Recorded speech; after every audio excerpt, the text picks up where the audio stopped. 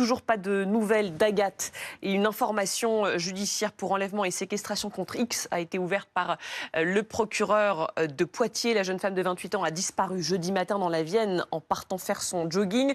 On va faire le point d'abord avec Alizée Boissin sur les moyens qui ont été déployés ces derniers jours. Ils sont importants, Alizée. Absolument. On va remonter les fils pour essayer de comprendre comment travaillent les enquêteurs. Jeudi dernier, je le rappelle, dans la matinée, Agathe part faire son jogging. Elle s'élance depuis la maison de ses parents aux alentours de 10h30. Dans les premières 72 heures, les recherches ont été menées dans un vaste périmètre d'une centaine de kilomètres carrés. Vous le voyez, c'est la zone orange sur la carte, ça équivaut à la superficie à peu près de Paris. Cette large zone, elle est définie notamment en s'appuyant sur le dernier endroit où le téléphone de la jeune femme a borné et sur ses habitudes de course à pied.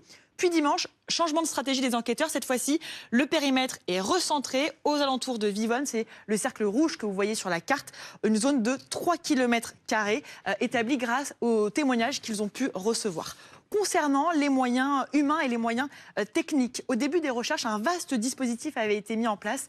Plus d'une centaine de gendarmes sur le terrain, un hélicoptère, des drones, des chiens, des bénévoles, des militaires, vous le voyez sur les images de l'armée de terre, et puis des bénévoles. Et puis, dimanche, les effectifs sont redescendus à 50 gendarmes avec du personnel équipé pour détecter, vous savez, les métaux pour tenter de retrouver le téléphone de la jeune femme. Hier, renforcement des effectifs, en tout 90 gendarmes étaient sur le terrain.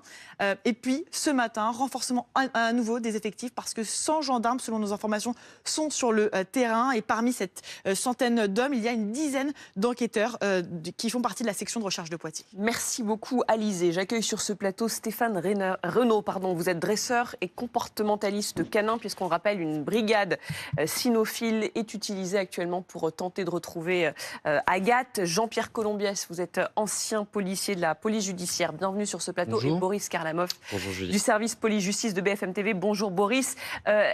Tous ces moyens qui sont mis en place, on parle encore d'une centaine de gendarmes déployés aujourd'hui, ce mardi.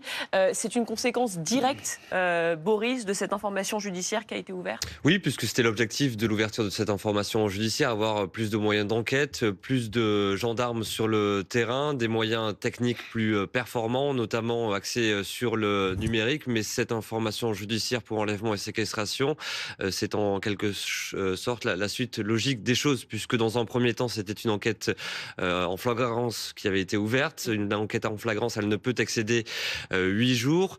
On l'a vu dans d'autres histoires de disparition, le petit Émile, l'affaire Lina, c'était toujours des informations judiciaires ouvertes pour enlèvement et séquestration au bout de 8 jours après la commission des faits. Donc désormais, c'est un magistrat instructeur qui va piloter cette enquête toujours menée par la SR de Poitiers. La section de recherche. La section de recherche, donc concrétisation des moyens ce matin avec 100 gendarmes mobilisés et 80 gendarmes qui vont donc participer aux fouilles au 6e jour de disparition. Jean-Pierre Colombiès, j'allais dire, est-ce que cette requalification, c'est une bonne nouvelle, entre guillemets ? Est-ce que ça va pouvoir permettre, avec ces moyens supplémentaires, de trouver peut-être plus rapidement des éléments ? Je pense qu'ils avaient déjà déployé pas mal de moyens sur le terrain. Je pense surtout qu'on va changer de braquet au niveau façon d'aborder le dossier. Quand vous recherchez une personne disparue, vous avez sur la table toutes les options, disparition, accident, enfin disparition, peut-être une sorte de fugue ou une disparition liée à un accident, disparition volontaire. Là, on s'interroge beaucoup plus sur l'intervention d'un tiers et une piste criminelle, clairement. Le téléphone s'est arrêté, brutalement, il ne l'aimait plus. Est-ce qu'il a été cassé, jeté ?